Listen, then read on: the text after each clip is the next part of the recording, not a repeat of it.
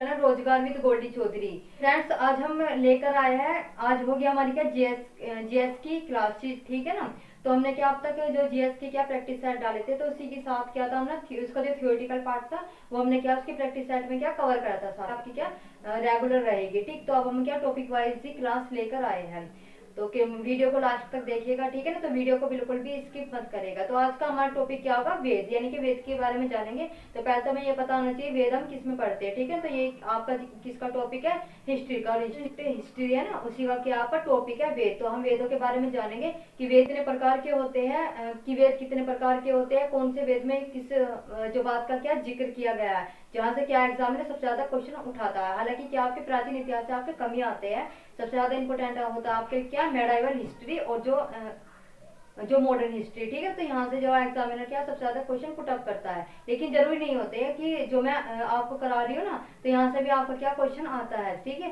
तो जीएस है आपका सब्जेक्ट है, तो आपके पैट के एग्जाम में और सभी एग्जाम में क्या आपका क्वेश्चन कहीं से भी पूछा जा सकता है। तो जो सिलेबस में दिया उसके अकॉर्डिंग तो पढ़ना तो हमें क्या सभी पड़ेगा। तो वेदों के बारे में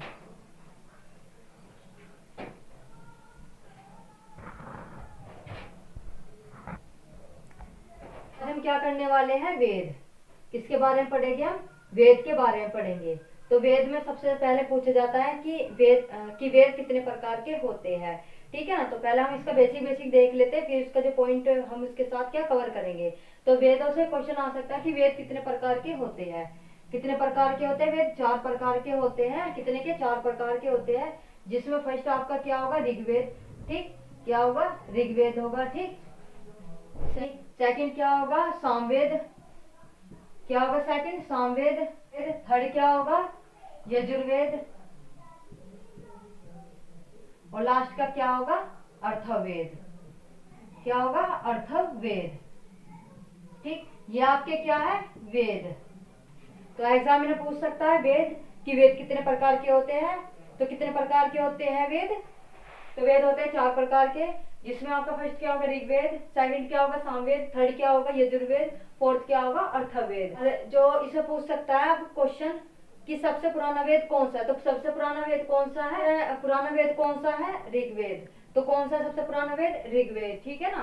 तो इस तरीके से आपके क्या वेद है, इन वेदों के क्या आपके उपवेद है। तो आगे एग्जामिनर आपसे उपवेद से भी पूछ सकते हैं क्वेश्चन। तो हम बात करते हैं इनके उपवेद की, किसकी, इन चारों के क्या होंगे, उपवेद भी होंगे, ठीक। तो इसकी बात करें, इसका उपवेद क्या है, आयुर्वेद। आयुर्वेद इसका ऋग्वेद का उपवेद का क्या है, गंधर्ववेद। क्या होगा, सामवेद का गंधर्ववेद। तो आपसे उपवेद से क्या क्वेश्चन पूछता है एग्जामिनर, इसका क्या होगा, धनुर्वेद। क्या होगा, यजुर्वेद का धनुर्वेद। और अर्थवेद का क्या होगा, शल्य चिकित्सा या फिर शिल्पवेद। शिल्पवेद। तो जितने वेद होते हैं उतने ही आपके क्या होते हैं, उपवेद होते हैं। तो ऋग्वेद का उपवेद क्या होगा, आयुर्वेद। सामवेद का क्या होगा, गंधर्ववेद, ठीक। और यजुर्वेद का क्या होगा आपका, धनुर्वेद। अर्थवेद का क्या होगा आपका जो शल्य चिकित्सा या फिर शिल्पवेद। जो इसकी करेंगे अब हम इसमें जो इसका फर्स्ट पॉइंट है उसे क्या हम कवर करेंगे कि पहले हम किसके बारे में पढ़ेंगे, ऋग्वेद के बारे में, ठीक। ऋग्वेद के बारे में पढ़ेंगे, ठीक है ना। तो कि ऋग्वेद में तो ऋग्वेद में हम क्या पढ़ेंगे कि ऋग्वेद की जो खोज किसने की थी, ठीक है ना, कि इसमें कितने मंडल होते हैं, इसमें कितनी ऋचाएं होती है, कौन से जो मंडल में इसमें जो किस देवता का जिक्र किया गया है, जहाँ से एग्जाम में सबसे ज्यादा क्वेश्चन पूछता है। तो यदि बात करें ऋग्वेद की, तो ऋग्वेद में पूछा जाता है इसमें कि इसके जो संकलनकर्ता कौन है। संकलनकर्ता का मतलब होता है कि जो ऋग्वेद की जो खोज है वो किसने करी थी। तो इसके संकलनकर्ता कौन है, तो वे है महर्षि द्वापर, क्या हुआ, कृष्ण द्वैपायन वेद व्यास, ठीक। तो ऋग्वेद की जो खोज किसने करी थी, तो कृष्ण द्वापर वेद व्यास ने क्या है, ऋग्वेद की खोज की। 27वें मंडल, ठीक है ना, कि जो ऋग्वेद में टोटल मंडल कितने हैं, तो कितने मंडल है इसमें, कुल 10 मंडल है। किसमें 10 मंडल, ऋग्वेद में। पूछ सकते हैं सुक्त, क्या पूछ सकते हैं, सुक्त। तो सुक्त की जो संख्या कितनी है, 1028, ठीक। यदि बात करें इसमें ऋचाओं की, ऋचाएं की, तो ऋचाएं की जो संख्या कितनी है, 10,562, ठीक है ना। तो ये इसमें ऋग्वेद से पूछ सकते हैं कि सूक्त कितने होते हैं 1028, ऋचाएं कितनी होती है 10,562। कि ऋग्वेद जब जब लिखा था मैं ऐसे जो वेद व्यास ने, जो अब तक जो ऋग्वेद में कुल शब्दों की संख्या इसमें कितने कुल 1.50 लाख, ठीक है ना। तो 1.5 लाख क्या है इसमें शब्द है ऋग्वेद। पूछ सकते हैं कि जो ऋग्वेद को पढ़ता है, कि जो ऋग्वेद को पढ़ता है उसे क्या कहते हैं। तो ऋग्वेद को पढ़ने वाले को क्या बोलते हैं होर्त। क्या बोलते हैं होर्त। पढ़ने वाले को क्या बोलते हैं होर्त या होता। तो ये भी पूछ सकता है। तो जो मैं पॉइंट करवा रही हूँ बिल्कुल शॉर्ट में करवा रही हूँ, तो ज्यादा थियोरटिकल पार्ट भी हमें कवर नहीं करना, ठीक है ना। तो ज्यादा राम कथा भी नहीं करनी हमें इसमें। तो जो जो पॉइंट है सिर्फ वही कवर करेंगे। जो आपके 10 मंडल है ना, तो 10 मंडलों में देख, तो ये क्या था आपके ऋग्वेद के बारे में। तो ऋग्वेद में अभी हम और भी पढ़ेंगे, ठीक है ना। तो इससे पूछ सकते हैं, एक बार मैं बता दूं कि क्वेश्चन किस जो इसमें हम क्या क्या कवर करा है। तो ऋग्वेद में पूछ सकते हैं कि जो ऋग्वेद है उसके संकलनकर्ता कौन है।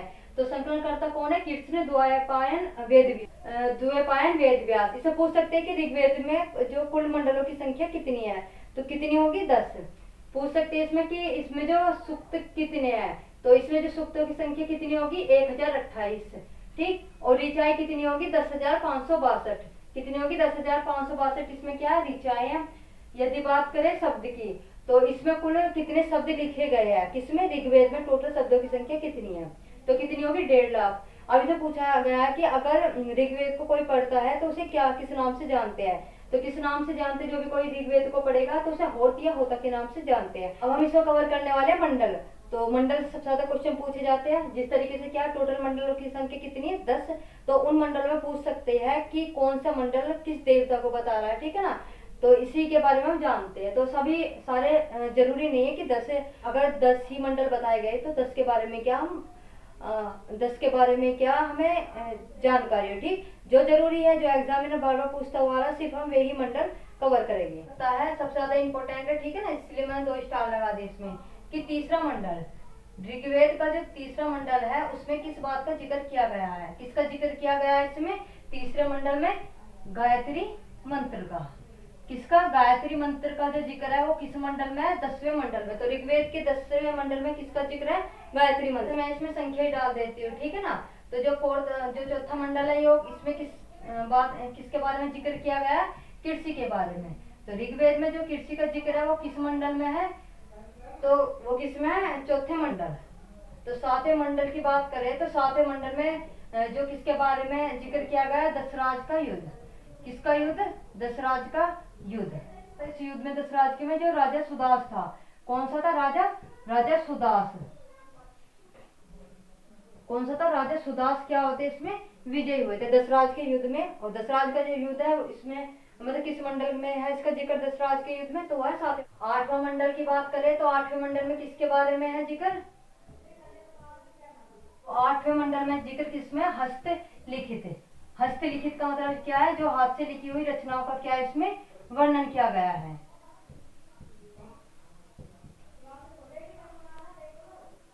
तो हस्तलिखित रचनाओं का वर्णन किसमें है 8वें मंडल में होगा। नेक्स्ट होगा हमारा 9वां मंडल। तो 9वें मंडल से सबसे ज्यादा पूछा जाता है, 8वें से कम क्वेश्चन पूछे जाते हैं। तो 9वां 10वां क्या हमारे लिए ज्यादा जरूरी है। तो 9वें मंडल में क्या है, सोम देवता। तो सोम देवता का जो जिक्र है वो कौन से मंडल में है, 9वें मंडल में। यदि बात करें 10वें मंडल की, तो 10वें मंडल में किसका जिक्र है, जाति व्यवस्था का, ठीक है ना। तो जाति व्यवस्था के बारे में हम तो इससे आगे करेंगे, ठीक है, के बारे में भी समझेंगे हम। तो ये क्या थे आपके क्वेश्चन, ये आपके क्या थे पॉइंट जो ऋग्वेद से पूछे जाते हैं हर एग्जाम में, ठीक। इसी में क्या हम अभी ऋग्वेद आपका क्या कंप्लीट नहीं हुआ, तो ऋग्वेद को हम क्या कंप्लीट करेंगे आता है। अब एक बार मैं इसके बारे में बता देती हूँ। तो इसमें पूछे जाते हैं मंडल से, कि इसमें पूछ सकते हैं कि ऋग्वेद में कुल मंडलों की संख्या कितनी है। तो कितनी होगी मंडलों की संख्या 10। तो 10 के बारे में हमें जरूरी नहीं कि सबके बारे में क्या हमें जानकारी हो, सिर्फ जितना एग्जाम में पूछता है सिर्फ इतना ही हम पढ़ेंगे, ठीक। तो सबसे ज्यादा जो 10 मंडलों में जरूरी जो मंडल है इंपोर्टेंट, जो बार बार एग्जाम में पूछे गए हैं, सिर्फ उन्हीं के बारे में जिक्र करेंगे। तो जिसमें आपका जो थर्ड है, थर्ड आपका सबसे ज्यादा इंपोर्टेंट है, हर एग्जाम में पूछा जाता है।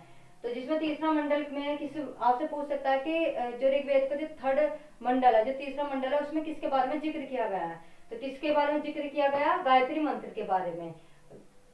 क्वेश्चन उल्टा भी पूछ सकता है, ठीक है, रिवर्स करके पूछ सकता है कि गायत्री मंत्र का जो जिक्र है वो ऋग्वेद के किस मंडल में है, तो किस मंडल में है, तीसरे मंडल में। फोर्थ की बात करें तो फोर्थ भी इंपोर्टेंट है, ठीक है ना। तो फोर्थ मंडल में किसके बारे में जिक्र है, कृषि के बारे में।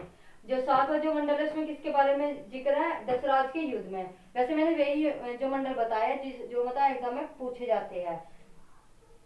यदि आठवें मंडल की बात करें तो आठवें मंडल में किसके बारे में जिक्र है, हस्तलिखित रचनाओं के, जो हाथ से लिखी हुई रचनाओं के बारे में, जो हाथ से लिखी हुई जो रचना होती है उनका जिक्र ऋग्वेद के किस मंडल में है, तो वह है आठवें मंडल में। नौवें मंडल की बात करें तो नौवें मंडल भी सबसे ज्यादा इंपॉर्टेंट है, ठीक है ना। तो जिस तरीके से आपका गायत्री मंत्र और जो तीसरा मंडल था, चौथा मंडल था, इसी तरीके से आपका क्या नौवा और दसवां, तो ये चार मंडल आपके क्या सबसे ज्यादा इंपॉर्टेंट है, जबकि दो इतने ज्यादा नहीं है, पर पूछ सकता है, ये भी आए हुए ही है एग्जाम में क्वेश्चन, किससे, सातवें मंडल से और आठवें मंडल से।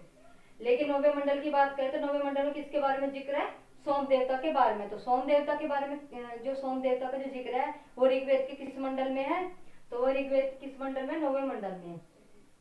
यदि बात करें दसवें मंडल की बात, तो जो दसवां मंडल है, दसवें मंडल में किसके बारे में जिक्र है, जाति व्यवस्था के बारे में, कि जाति व्यवस्था का जो जिक्र है वो ऋग्वेद के किस मंडल में, तो वो जाति व्यवस्था का किसके बारे में जिक्र है, तो वह दसवें मंडल में, ठीक। तो ये आपके क्या थे कुछ इंपोर्टेंट पॉइंट थे जो कि आपके ऋग्वेद से पूछे जाते हैं। लेकिन इसमें क्या हम कंटिन्यू करेंगे, ठीक है ना, क्योंकि अभी तो पता होना चाहिए कि जो जाति व्यवस्था दी गई है तो जाति व्यवस्था क्या होती है, ठीक, कि जाति व्यवस्था कितने प्रकार की होती है और जाया गया है। तो वे उससे आगे हम क्या करेंगे आपकी नेक्स्ट क्लास में।